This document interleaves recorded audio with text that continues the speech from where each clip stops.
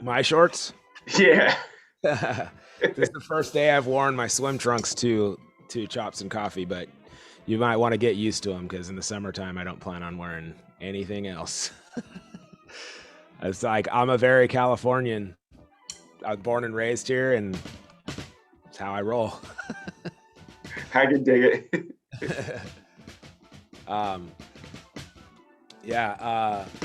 Last year I was doing my lessons on the beach before it got shut down, and it was like every day, Oh, just a t-shirt, swim trunks, and no shoes, no like yeah, just going for it.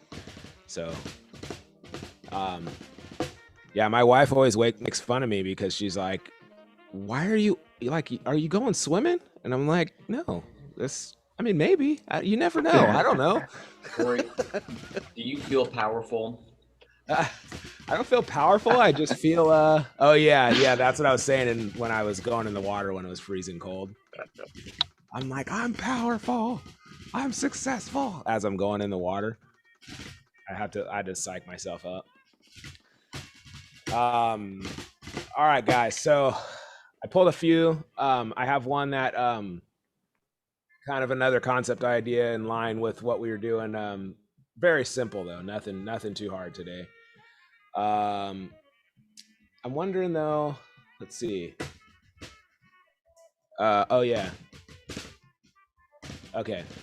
Um, so I have a couple really simple ones today. And also, before we get started, just welcome everyone. Thanks for joining today. And then also, those of you guys streaming live with us, thank you guys for watching as well. As I mentioned, man, whew, this might be a struggle for me. I'm not trying to psych myself out or get in my own head already, but yeah.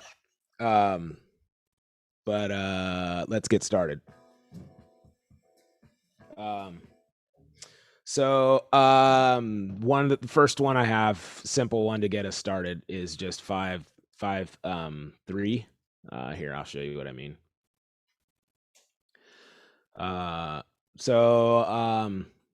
Pat Petrillo, thanks for this. This is from Drumeo. Sorry, it's like kind of widened, but I think you guys can get the idea. So 16th notes and 8th notes. The way that I've been counting these, though, instead of kind of trying to count 1E and a 2 and a 3E and 4, and I'm just going 1, 2, 3, 4, 5, 1, 2, 3, 4, 5, 1, 2, 3. 1, 2, 3, 4, 5, 1, 2, 3, 4, 5, 1, 2, 3. Now this 5 bracket doesn't mean that we're gonna play this in like a group play this in 5 or as 5. We're playing this. It's just telling us that these are like we're playing it like that. 1, 2, 3, 4, 5, 1, 2, 3, 4, 5, 1, 2, 3. 1, 2, 3, 4, 5, 1, 2, 3, 4, 5, 1, 2, 3. 1, 2, 3, 4, 5, 1, 2, 3, 4, 5, 1, 2, 3, 4, 5, 1, 2, 3, 4, 5, 1, 2, 3, 1, 2, 3. And then here are singles. So you can do whatever you want here when we get to these 16th notes. You can do doubles, singles, paradiddles, whatever you want to do. And that's basically it to get us started. All right. Now it's hard for me to play this without accenting on the first one. But there is no accents written. So yeah, to the best of our abilities, we'll try to not play that. And then there's also no repeat written, but I'm gonna keep repeating this over and over and then change tempos and all that stuff. I forgot my iPad at home. Told you it was a rough morning. So let's see if I can get both going here on my phone. Let's see if how's that tempo?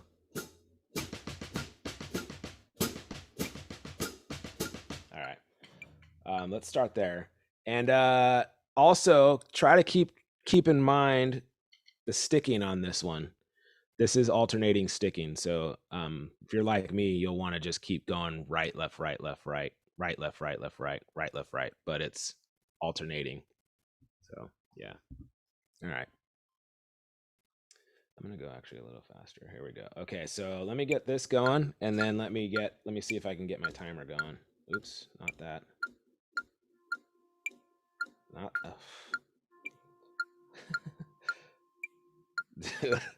I pull.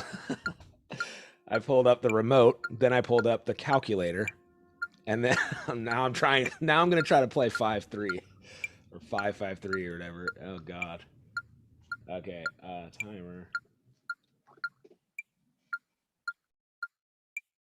All right, here we go. 1, 2, ready, hey.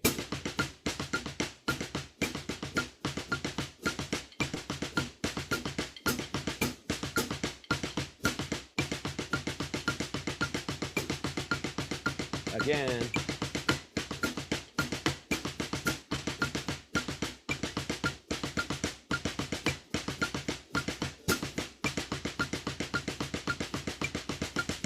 Ah.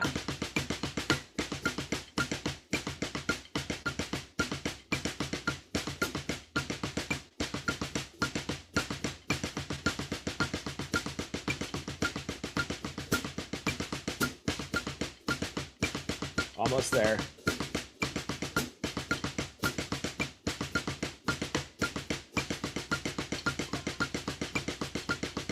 Last one.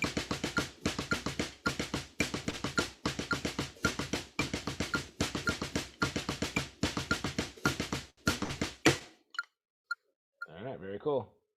Perfect. I was thinking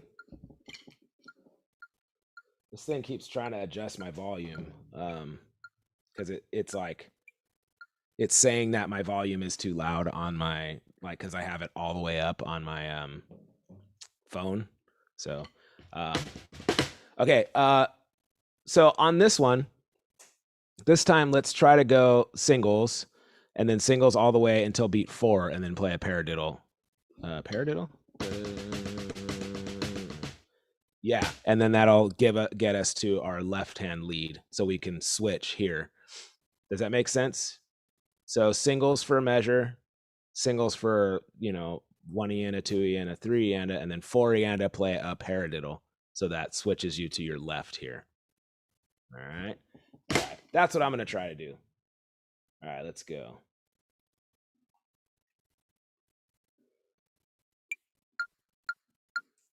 All right, here we go. 1, 2, 1, 2, ready.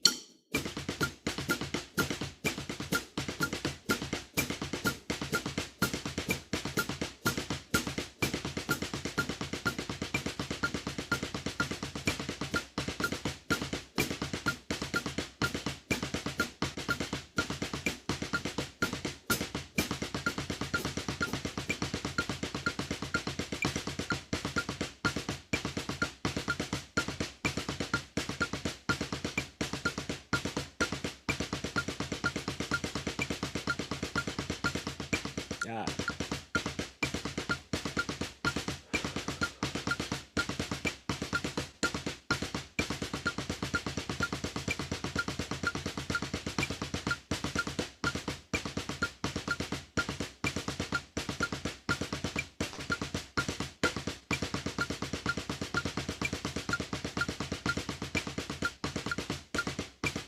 Let's call this the last one.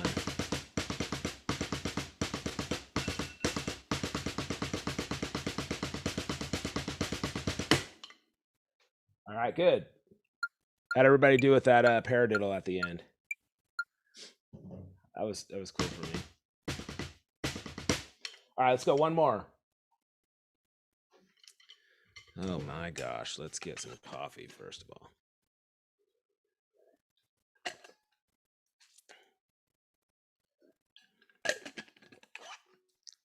I turn into a little baby when I'm tired. All right. 1, 2, 1, 2, ready.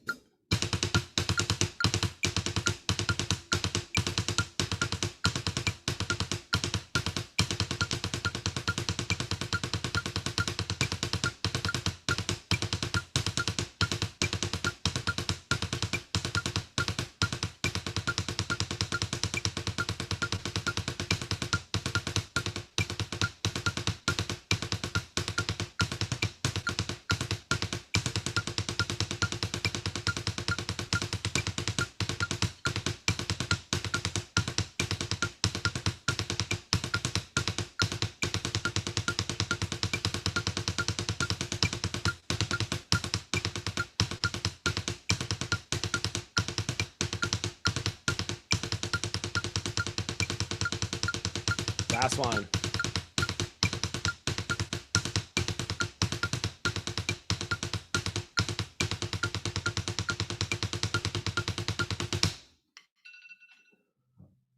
Yeah. Oops. Where is it? Where are you? All right. Cool. I don't normally go. Let's go one more. Why not? We're here. It's now. All right. One last time. Here we go. 1, 2, ready.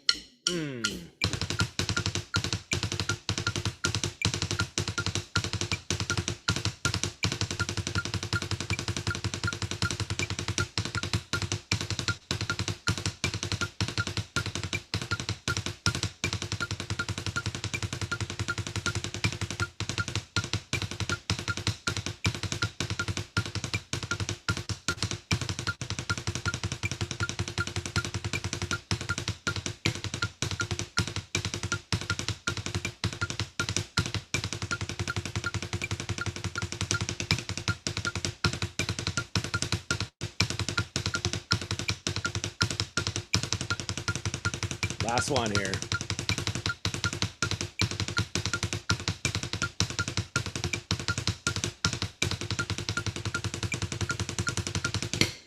Oh. All right, we did it. We did it. All right, so next, how'd everybody do with that, first of all? Wait, hold on. Where are you? There you are. What was the tempo on that last one? That's 160. 160. Okay. 16 notes, 160. Yeah. Being tired, you killed that one. You did awesome on that one. I was messing up. Who's that? You did awesome on that. You keep saying you're tired and you're like a machine right now. Maybe it's because I'm just not thinking about it, man. Entering the zone. Oh man, I feel yeah. All right, well, thank you. All right, so this one's sticking with the theme that we were doing last on Monday and Wednesday. This time let's do so we were doing that eighth note thing. This time let's do flam taps. So everybody know how to play a flam tap? We can do these as like maybe 16 notes. So I'll slow down the tempo. Okay, so then let's do 2 measures each. Let's see if I can keep track of this. 2 measures of flam taps, right? And then first we're gonna actually flam, and then we're gonna try to play those in unison. So hard for me. There we go. So changing your flam from not a flam, but to unison notes. And then going back to flam for 2 measures. 4 E and a 1 E and a 2 E and a 3 E and a 4. Now unison. If you're playing this on your snare, it's going to be really difficult. But playing this on your practice pad, like we were mentioning on Wednesday, will be a lot easier. So I'm going to try these as 16 notes, but I'm going to slow it down to like 80. Those are 5s. There we go. So let me see here. Can everybody flam tap at that tempo? I'm going to slow it down a little bit more, just so we're all on the same page. There, that's 65. Okay, so let's start 2 measures, flamming, playing a flam tap as usual, or as normal, and then 2 measures, unison, swapping your flam out for a unison note. So, but maybe trying to keep that same dynamic. All right, so we're trying to differentiate and like have some discipline on our hands, using our hands intricately to play unison versus flam. Here we go. 1. Sorry. Ready, go. Flams. Again. Now unison. Ah.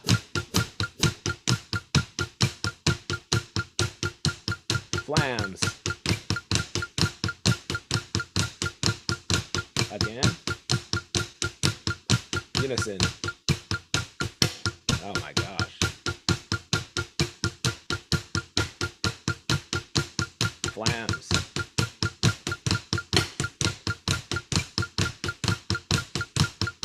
Unison.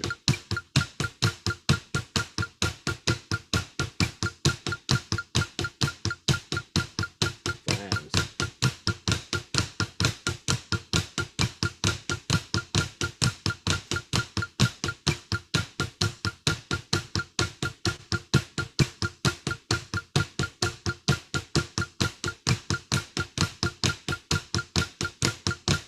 Couple more. Unison, here we go.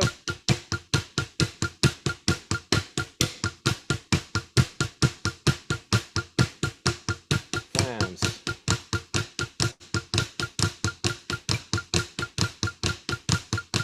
Last unison.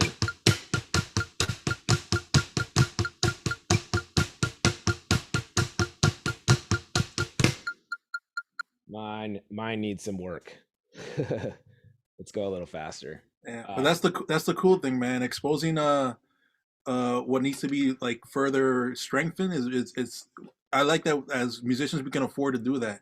Like I was right now doing this exercise, I'm thinking like a surgeon and a doctor can't experiment on a person and be like, oh, let me try this, let me try that, and then try to see. They have to know what they're doing. We're not doing a life and death right now, but this is really cool that you can like. I like learning my weaknesses, so then I can know from here I can go up, which is really cool. Yeah, I like that too. You know, that the doctor can't just be like, I'll just try it a little bit better the next measure. It's like, dude, you got the next patient. Yeah. All right. How's everyone doing with this? That's why they make all the money, though. That's true. That's right. Or maybe they do and we just don't know. Maybe we need to have more of that mentality. Like, if I mess this up, this person dies. Maybe doctors need to be more like, what, you didn't like how I performed surgery? Maybe you just don't get it, man. Yeah, maybe doctors just need to be like, what are you talking about, man? It's jazz. Like, I'm what? improvise. Right. Oh, you didn't like that? Oh, I'm sorry. No, man, it's just my style, you know? It's good. Yeah, man, this is such a great exercise, Corey. I think the hardest thing is knowing what has to shift in your body to make that change between a flam and a unison. Right. So like really focusing less on the sound of it being a flam or a unison and more like what's shifting here and like how you're changing it. Yeah, for me too, it's you know, it sounds like I'm slowing down the tempo because you're moving, you know, whatever hand is the grace note, you're moving that over. So it feels like that adjusts the tempo, but it's so I keep psyching my brain out like, whoa, hold on, get back on tempo. But it's like the main note is still on the beat, you know, but it's like, yeah, it's weird. I kind of notice when I'm doing the flam, like ghost note is an upstroke. And then when it's unison, I'm doing more like muscle doubles. Yeah. Okay, I see. More the flam is more this. Yeah. And the unison is a down, down. Kind of. My unisons are not perfect. When I'm playing them like this, it's a little bit more. But when I'm trying to do this flam tap, like when we're doing that that rat-a-tat challenge, and then you have that one section where you're not supposed to flam, you're supposed to, you know, play it in unison. That's so difficult for me. I know we got to get back into this, but I have some sheet music from this classical drummer named Josh Jones. I posted up his stuff for that. He does a lot of that what he's talking about, the forced double kind of thing, where it's a tap, where it's like he has like this technique where it's relaxed.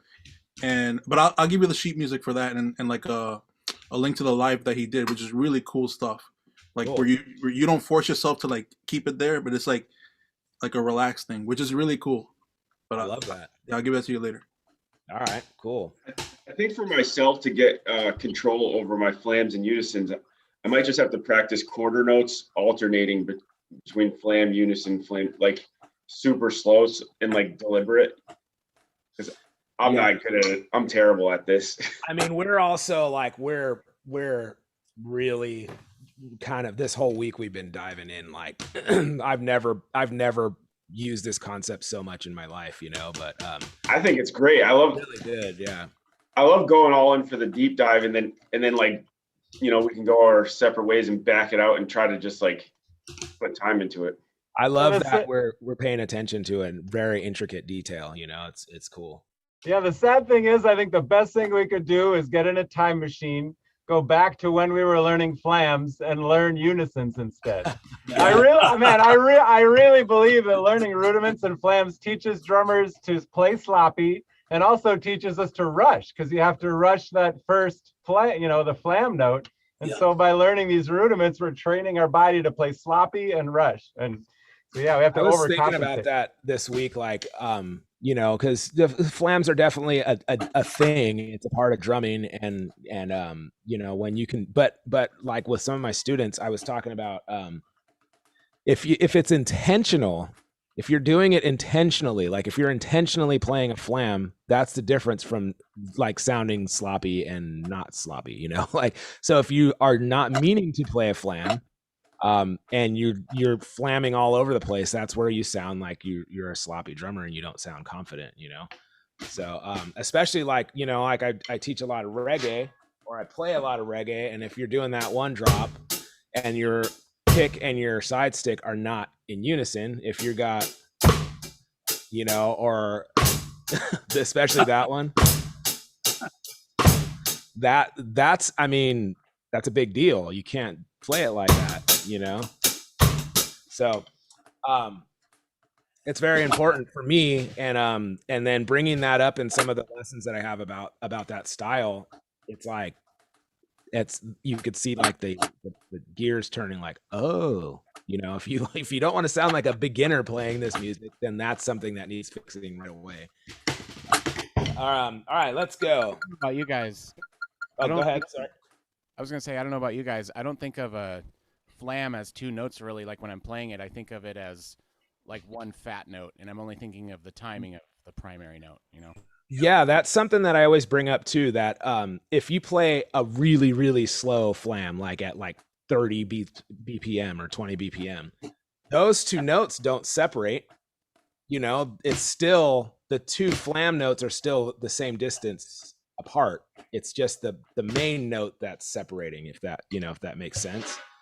So you don't slow down a flam and start playing it like, you know, it's still gonna be the same distance, apart. So yeah, I think of it like that too, in like one, as in one note. I like that distinction a lot, that you made that, because the faster the BPM, then like the flam, the ghost note or whatever the small note is called, is always the same, but the relative distance to the next one changes depending on your tempo. So I think it's cool to play at slow quarter notes, and then just, you know, and alternate with the unisons. Yeah. That's a different, yeah. So yeah, the faster you go, obviously that's going to change a little bit, but in theory, you know what I mean? It's like, it's not supposed to, those two note, that the grace note and the main note aren't supposed to like separate the slow. Right. Yeah. It's like a psychological, we perceive it as different because of the relative distance to the main note, but in reality, it should be the same. You know, I don't know what that timing is. I don't know if it was ever defined. You know, what's the? Yeah. 8 milliseconds. Really? Well, I mean, that's what I try to do. I mean, if you look at it in Logic and you play a flam and you measure the space between it, like a tight flam is usually like 3 or 4 milliseconds, and a medium is like 8 milliseconds. And then a wide, like Little Feat, like who's that drummer? Who's Little Feat's drummer? Richie Hayward. Richie Hayward, yeah, all right. He's got super fat flams. Those are like 12. Wow.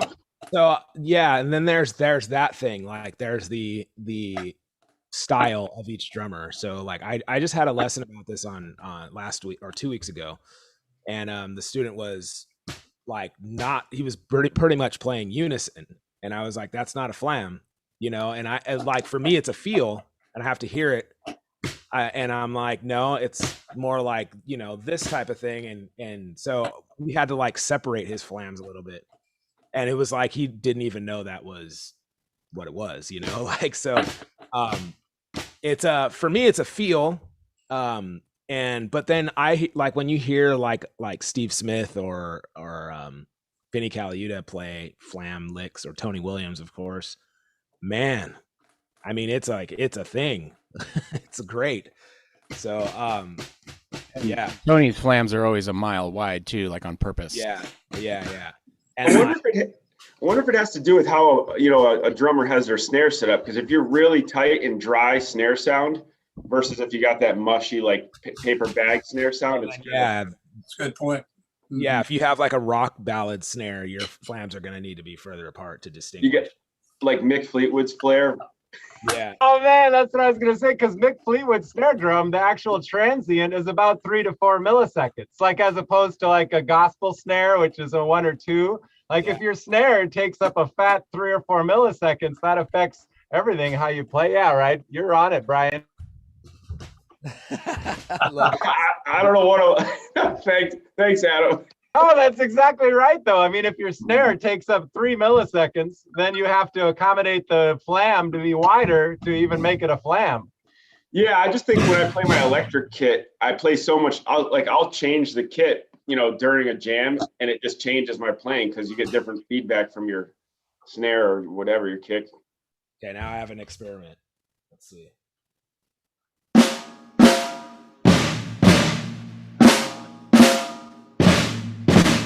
I don't know. It sounds like Jailhouse Rock. Yeah.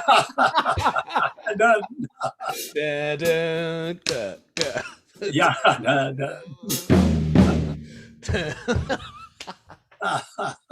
Oh my gosh. All right. Let's go again. Ooh. 1, 2, starting with our flams. Now unisons, ready, go.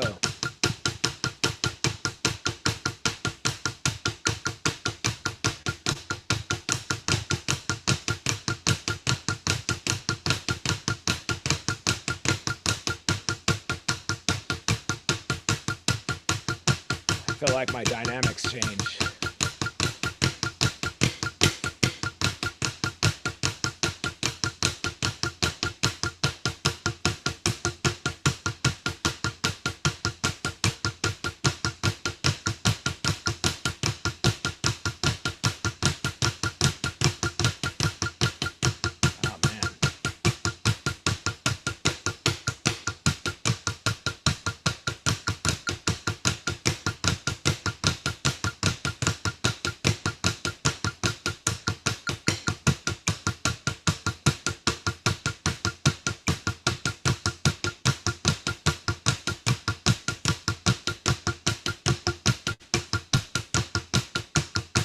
Oh my gosh, I'm failing. There we go.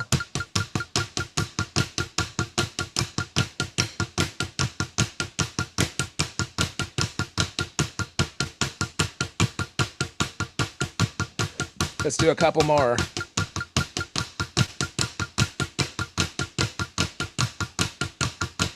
Last time unison.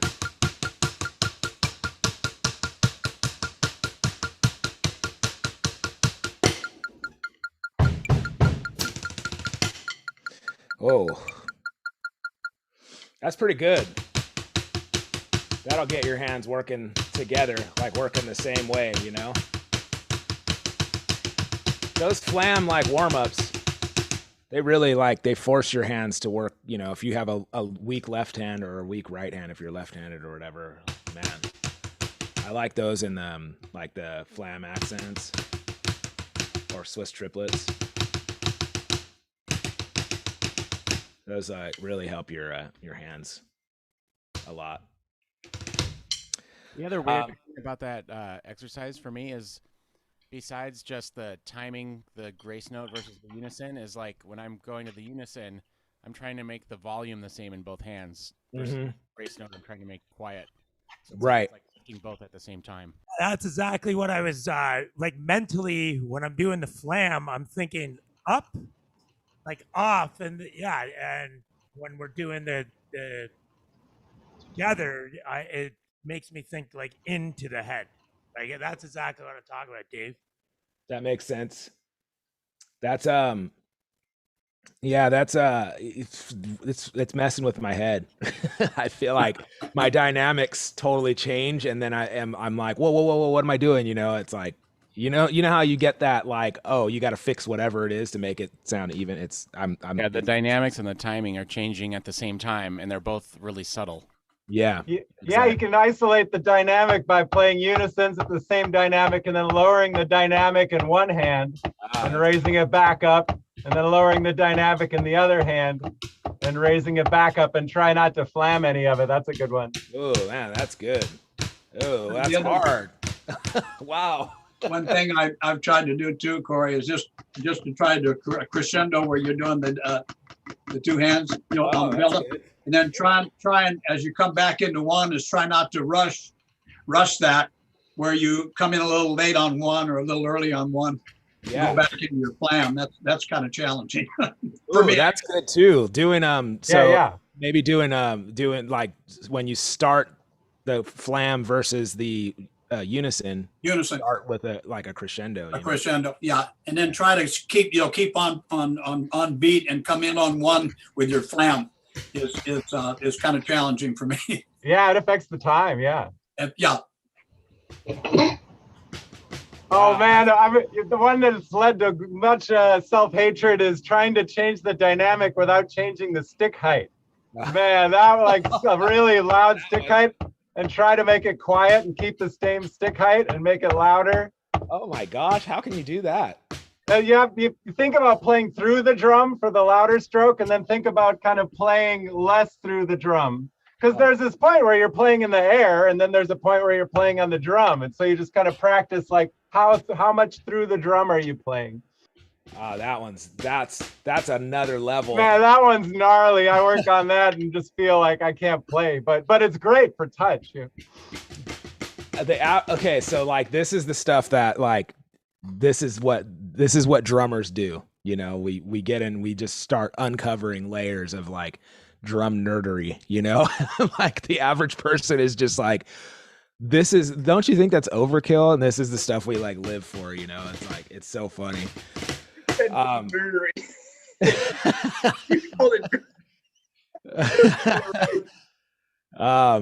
right, I wanted to revisit this one since we were having a hard time with this last week, last week.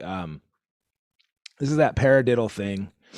I don't even know if I didn't practice this at all this whole week. So this is okay. So we're starting with doubles for 2 measures, and then we're doing this is that paradiddle challenge type of thing. Paradiddles for 1 measure, then paradiddle, paradiddle. Then we repeat that left hand lead. Paradiddle. Now we do a whole measure of paradiddle, repeat, and then a full 2 measures of paradiddles, and then we have this thing here: paradiddle, paradiddle, stop. Okay. So it's just 2 rudiments that we're using, but we're using them in different ways. All 16th notes. We were getting it dialed like this one down here sets us up to repeat. So we have like first, second, third ending, and then we can end on 4. So this, we do a 4th paradiddle. If we get to here, where we do 3 paradiddles and then stop, you know how it is up here, we do a 4th paradiddle, and then we start doubling until we repeat here. Okay? Everybody still with me? Am I explaining it all right? So this one, man, this is a challenge. I know these rudiments we know very, very well, paradiddles and paradiddle-diddles, but for some reason putting them in these combos is just really hard for me. Let's give it a shot. That's at 70. Let me know if that's too fast. Okay. So let's start. I'm gonna try to do this one. I'm gonna try to do it as written 4 times, and we're gonna start with these diddles for 2 measures. Okay. No guarantees if I get through this. Here we go. 1, 2, ready, hey. 2, ready. Here we go.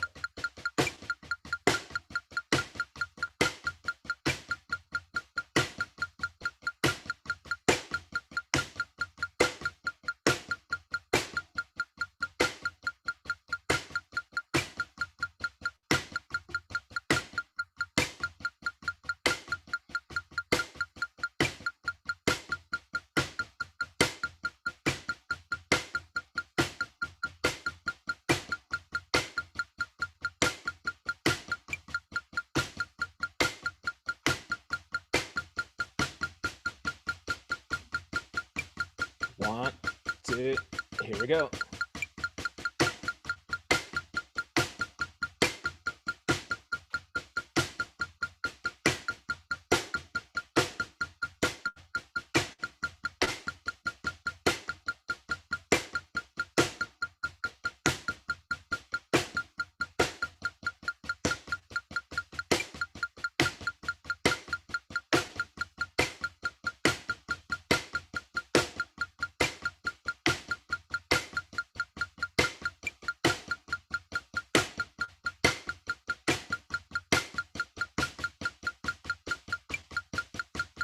One, two, here we go. 3rd time.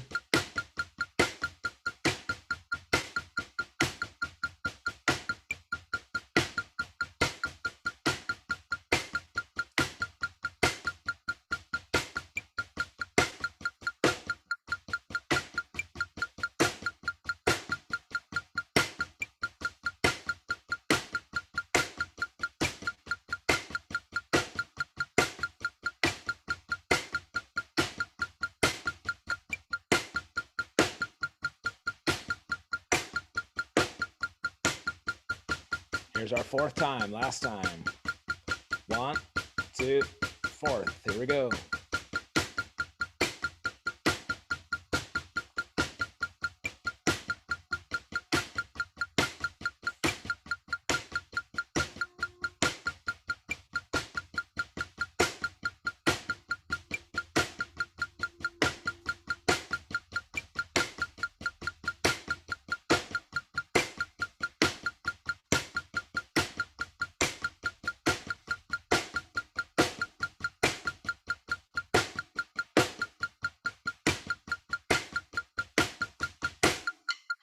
Oh, well, I did it.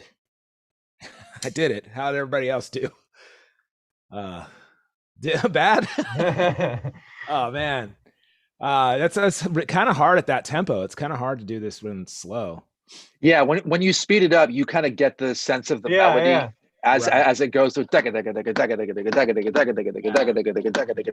when you're down like this and you're like actually looking at every single, okay, I have the chance to look at every set of 4 notes, so I can check it, and you kind of get super involved in it. Yeah.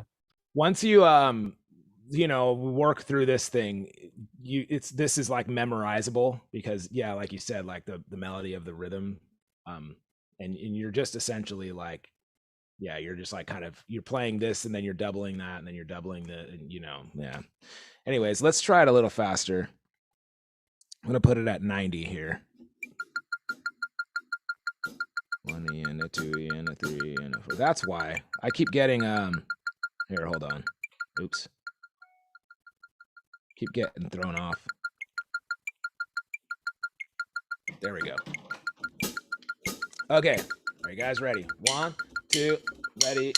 Starting with those diddles. 1, 2, here we go.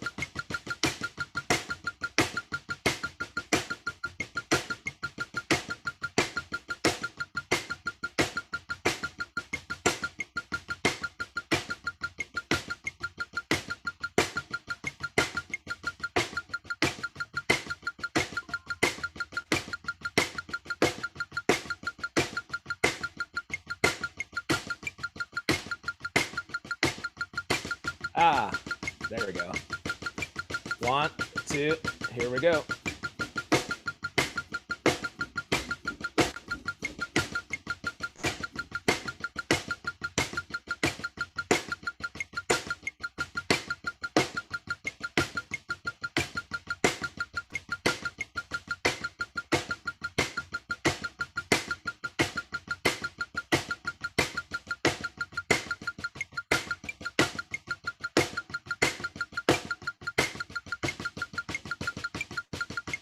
One, 2, here's our third time.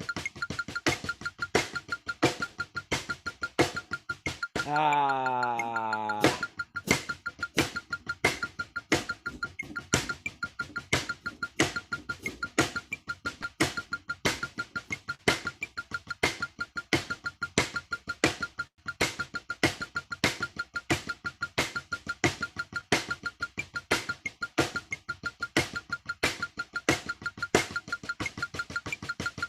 And now's our last time. 2, ready, go. Oops. Ah. Oh my gosh. Oh my goodness, I lost it.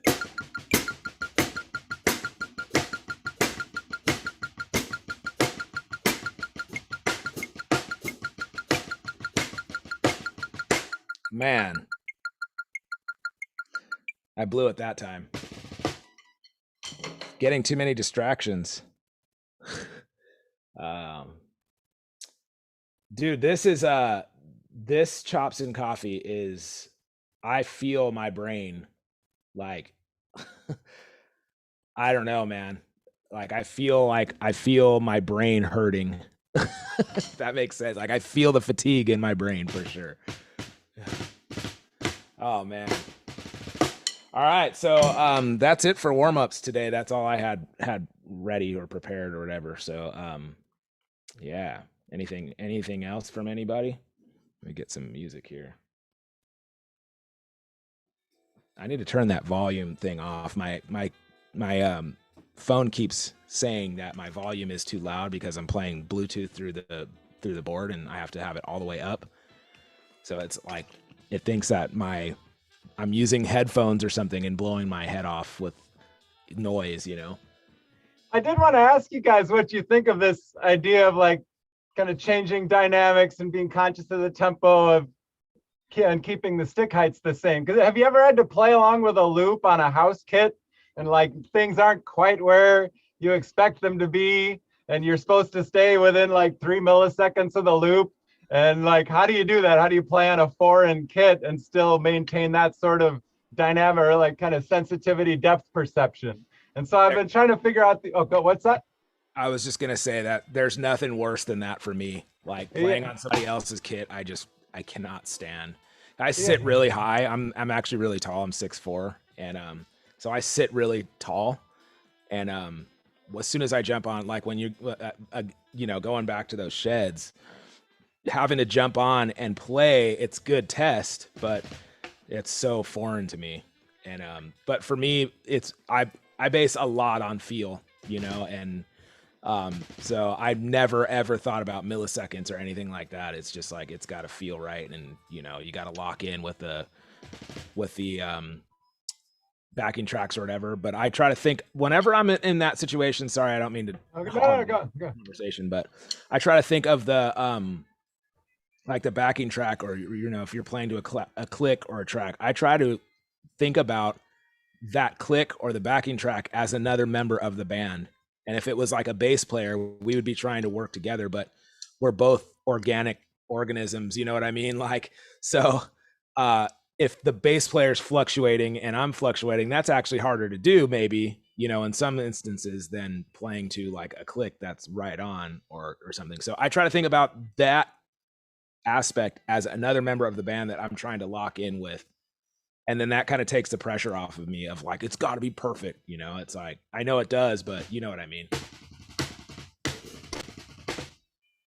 Yeah, but yeah, the biggest problem is that like to the front of house, it does have to be perfect. Like if you are, I mean, if you have like a really tight flam, especially if you're playing along with like a acrostic sounder or a cowbell or something, like 3 milliseconds is a lot. I replaced a lot of loops for online tracks, and so everyone played to the loop. And then the producer decided, oh, well, let's have live drums. So there's no room for me to fluctuate. Everyone played to this loop. That's like the hinge pin. You know, A equals B, then C equals B. So now I have to be A equals C. I have to be the loop, but be human. So I've been really trying to focus on how to get that, you know, within 2 or 3 milliseconds. And I think a lot of it has to do with this idea of like where you are in relation to the drum. Because even if you switch a drum in the middle of a session, like it might be a 6 versus a 4, and it'll change a little bit.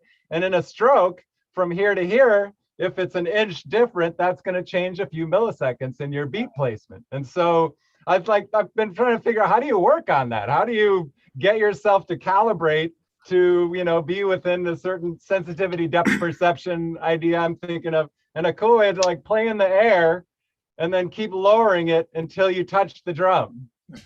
I don't know if this makes sense or anything. I'm not I play a little piano, but I don't play mallet percussion, even though I would love to play mallet percussion. But I'm thinking maybe there has to be some orchestral etudes in music that's 4 drum set, or you know, or you could take something like a timpani timpani music and try to play it on your toms, because they have different dynamics and melodies, so you can kind of do something like that also. And you do play a lot, or some like marching stuff, and you do play on multiple like tenors, so you play on multiple striking implements at the same time. So something to try to make it melodic around your instrument without just and forget about the groove part of it, because in this way you can do like you play melodies on it, but you know you got to play some stuff in like chord stuff. So like you're playing 2 drums at the same time, one hard and one louder. So something like that. I'm just talking on my butt right now, so I don't know. That's something I've never worked on, but it's interesting. Me neither. Yeah, I love drawing in anything from music and working on what other musicians, you were talking about this with piano before. And I think that's like, all the drummer jokes, the drummer's not a musician. And I think a lot of drummers aren't. But I mean, like people who are having this conversation, who are trying to apply other musical concepts to the drums, that's how you become a musician, I think. Yeah, it's great. That applies to other instrument players also. There's some instrument players that aren't like what we consider musicians. You got guitar players who strum. Singer-songwriters, there's a lot of really good singer-songwriters they play, but then they like, I have 10 songs, and they'll have the same like strumming pattern, the same chords. You're like, we all feel that way about singers, but that's beside the point. Adam, circling back to what you guys were talking about a minute ago, like having the point of impact be different, like on a different kit. I told you guys in the group chat a couple weeks ago, I built a practice kit with the super pads and stuff. And I've been thinking about it and feeling it a lot on the kick drum, because that thick pad is on the kick drum. And it's pretty significant, man. It's pretty thick. And I've been thinking, like, as I'm practicing, the distance my beater's traveling is pretty different from if I'm just hitting the head. And it feels strange to me, and I'm having to compensate for that. But then I think, well, if I practice on that, if my beater has to travel farther, it'll just make my bass drum more behind the beat, and I'm cool with that. It's a significant difference. It's like 4 inches or 3 inches or something. Yeah, that's the biggest feel difference I've noticed, is the kick, for sure. And your whole body has to compensate for that. Like if you're used to your whole life trying to lock into where your kick drum is, now your kick drum's different, the whole rest of your body is compensating. Yeah, it keeps me up at night, this shit. I think though that your body naturally adjusts. I mean, I don't know the studies on this, but like if it's like if you walk down, stairs and one is a little bit of a distance, like 3 inches lower than the next one, your body automatically compensates for that. You know what I mean? If that makes sense. Sometimes, yeah. Or, if you're walking on uneven ground, and you're just constantly adjusting, going up and down and over rocks and all of that stuff. I feel like, if you try to program a robot to do that, it's very, very difficult, right? Yeah. So adjusting 3 or 4 inches on your kick drum, even though we're doing something that's very detailed, or it has to be in time or whatever, but it's like I think it's something that we naturally adjust to, you know? Yeah. Yeah, and that's a good point. I think you can teach yourself to base it off of the sound and the feel rather than the mechanics of it. It you might make take sound better. like for me every time. So I'm constantly switching out, taking the super pads off. I have the same situation here. And like after 5 o'clock, I can be as loud as I want. So after 5 o'clock, I'm normally taking them off. And if I've been teaching all day with the super pads on, it takes me a second to like be like, oh man, my kick drum feels like I'm going through the kick drum for a second, you know? Mhm. But then it's like a quick adjustment, like in my mind, where now it just feels natural, you know? It's weird. Yeah. Go ahead.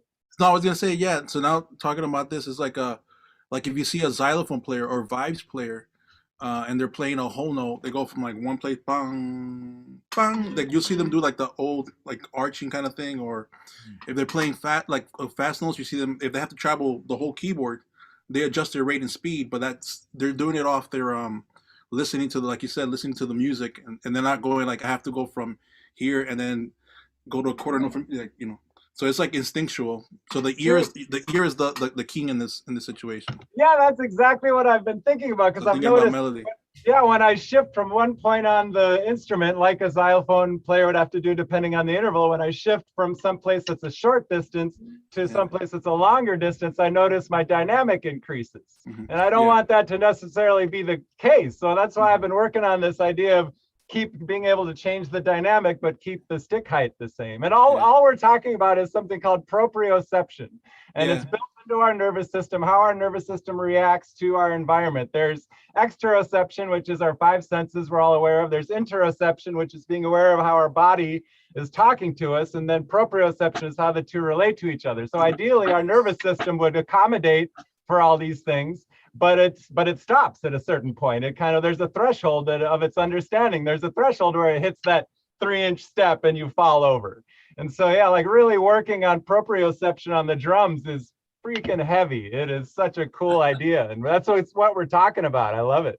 I think it's cool too. And, you know, you get these drummers that, you know, they shed a lot or they play at church or, you know, they're always on a different drum set. They're never on like really their own kit. And so, but they can just, I've always been like this dude, Tim Fig Newton that is out here in San Diego. He would, it didn't matter. He would jump on any kit and be able to play like the craziest stuff you've ever seen. And I'm just like, I don't understand how you can do that. Like I have to adjust the seat, make sure the snare is high, you know, and like, I can't play that low. And then, you know, we can play some stuff, but it's just so different. But they're used to, it's like they've practiced that, just getting on any kit, any cymbal anywhere is just like, and they're still accomplishing the same stuff. I went through a phase like that where I was like, I'm not a real drummer if I can't play anybody else's kit and stuff like that. So I would just walk into a jam session or something, and if something was really weird, I'd be like, just leave it the way it is, and like, or if it's like a left-hand kit, I'd be like, I could play a left-hand kick. Wow. That was all in my head. I probably sounded really bad, but it did help a lot. Like, you know, get out of the mentality like, oh man, this is so weird. Like, so it's like a thinking of the challenge. But then I'm back. I switched back into the phase where like I like my stuff where it is. Yeah. You know, I've had the same setup for probably 15 years. Like cymbals, like I've tried to go like higher with the cymbals, and I'm just like, nope. This is my setup. Yeah, either way can work, but it also makes sense because you have guitar player friends or you have horn players. They got to fix their embouchure, right, to make sure that they're playing right, and they have different embouchures. Guitar players have, you know, they want the strings higher or lower, you know. Yeah, the only one, and even piano players, when they play acoustic pianos, they'd be like, "Oh, the action on this is weird" or something like that. Yeah, you know, yeah. So we all have these things. I agree. I did the same thing. Like when I would go, if I would sit in on like a jam session or whatever, I used to spend like 5 minutes adjusting everything perfect, and it's super annoying to the other people. And I just made a decision. I'm like, I'm going to sit down and literally play however it is and force myself to get used to it. That's the thing also, for like, drummers is it's more obvious. So they see us adjusting. A guitar player can tune really quick or, you know, do that quick. For us, it's like we have to like cut chunk, like. Yeah. It's me being a tall guy. That's the biggest problem because if I sit on a really low seat, my knees are up here and then I can't really play. Dude, I'm with you. I'm 6'8". Oh man. Yeah. So man, I feel you. But what if there were a way to work on that, to calibrate to different drum sets? What if? I don't know. There is. It's this idea of like teaching your nervous system to adjust to different environments. And yeah, it's heavy. It's hard. That's really cool, man. That adjustment thing where we used to have to play a dinner set in a restaurant house with brushes. Oh, So yeah. you play a whole set with brushes, and then we kind of rock and roll a little bit on the next set. So you're going to sticks. Yeah. Oh, that's so hard. Crazy. That is was so hard. tough. Yeah. That was tough. Man. That's a. I went through this phase where I was only practicing with brushes, so I wanted to build my doubles, and so I would practice doubles with brushes, and then when it didn't really, it worked. It built that muscle memory of being able to, you know, basically do your doubles on air, but it was a weird adjustment, man. It's just it was a different thing, you know. So. All right, gentlemen, this was again another amazing discussion and a bunch of cool things. You helped me play my best without, you know, even while being tired. So I don't know if it was my best, but you know what I mean. So I appreciate everyone coming in today. This whole week has been really great for Chops and Coffee. Next month there is one day. It's the first time in history that I've missed Chops and Coffee. So I'm going to not be here on the 23rd, I believe, of May. So we'll just cancel CNC that day. I actually might be able to still do it. I just have like a travel day gig, and I'm Monday. The gig is on Sunday, and then Monday I'm taking day off, so I have to reschedule a bunch of stuff. All right, so I'll let you guys know closer to the date, but yeah, that'll be the first time in history that I have to not be here. So I don't want to open that like Pandora's box, you know, and then be like, well, I'll just cancel it and then get in that mentality. So that's why I like, you know, you got to keep it going. But You can be like Fred Armisen and start assigning guest hosts. yeah, we could do that too. If you guys want to, any of you guys, I mean, you know, you or Adam or anybody else who wants to lead it is welcome to do it. And I can let you guys get you guys the code, the passcode to get in and all that stuff. So, yeah, it's something I was thinking about. Like, should I just have one of the other guys lead it? Do they want to do that, or do we want to just cancel it that day? And you know, I really need to. Like, Phil would be good. Phil is the drum brigade like partner, and he would be great, but he just doesn't wake up early, you know. And so I keep trying to get him to come in and do it, and he's like, yeah, I'm gonna do it. I just, you know. So anyways, he would be the guy who would be like, yo, like, I need you to cover Chops and Coffee this day, and he'd be great with it. But it's just doing it. But yeah, any of you guys are welcome, so it's all good.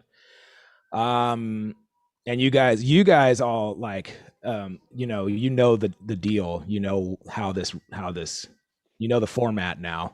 So any of you guys are welcome to do it. So I would love it.